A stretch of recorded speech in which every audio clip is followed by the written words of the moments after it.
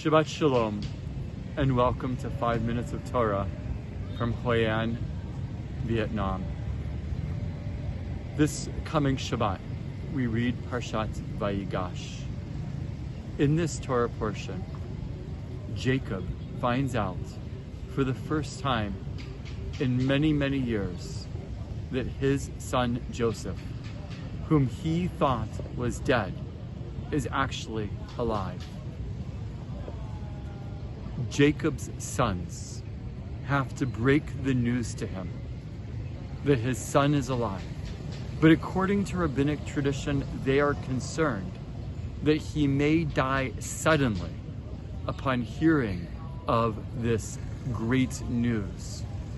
So they send their cousin, Serach bat Asher, in order to break the news to him.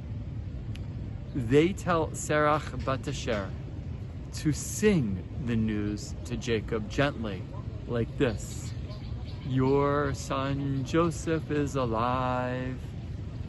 And indeed, because Serach bat Asher breaks the news gently to Jacob, he does not die, but rather he survives. And according to this rabbinic tradition, it is for that very act that Serach bat Asher is rewarded with eternal life. According to this tradition, Serach bat Asher continues to live amongst us.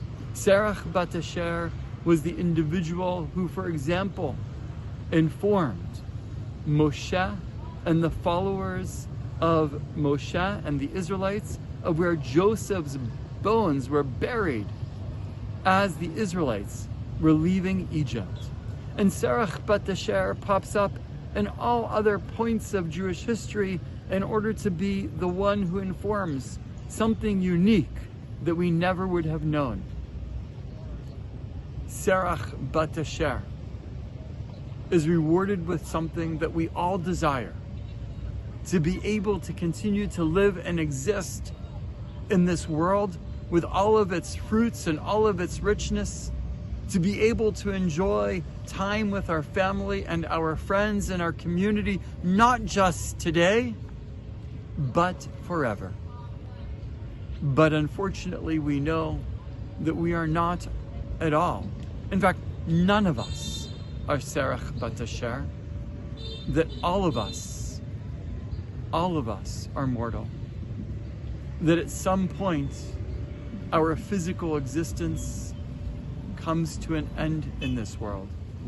For some of us, we hope that it is ad mea v'esrim, until the age of 120. But for many of us, it may be a long life. And for some of us, unfortunately, it is a shorter life than we all never would have wanted. Today, this 5 minutes of Torah is dedicated to the memory of my good friend, my colleague, teacher, our former member, Rabbi Matthew Bellas. Rabbi Bellas' years in his childhood and then in his years as the rabbi of VTT were so important to me and to my family, were so important to Vancouver Talmud Torah, and his years with his family as members of our synagogue and as active members, as Shabbat regulars, as part of our family, were so critical, not only to the development of our physical space, but also to our neshama, to our soul. The rabbis teach us that as long as our children continue to exist in this world, we continue to exist. And of course, we know that Rabbi Bellas was blessed with Yaakov, with Maya and Eliza, the 3 children of Oksana and Matthew, continue to bless this world.